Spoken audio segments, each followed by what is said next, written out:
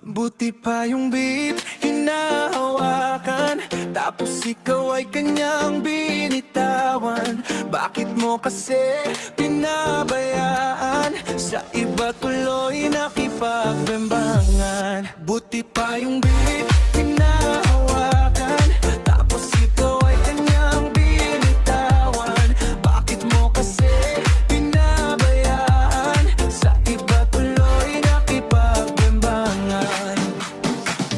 Maaga pa lang, madilim pa ang gabi, naghahanda ka na para magpaalila sa trabaho mong pinapasukan.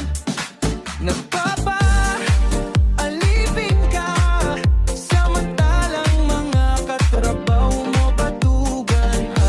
Habang ang jowa mo ay asa higaan. Buti pa yung beat hinahawakan, tapos ikaw ay kanyang binitawan. Bakit mo kasi pinabayaan? Sa iba tuloy nakipagbembangan.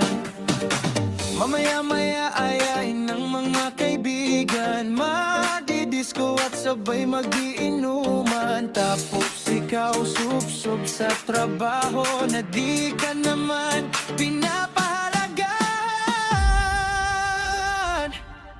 Buti pa yung beat hinahawakan, tapos ikaw ay kanyang binitawan.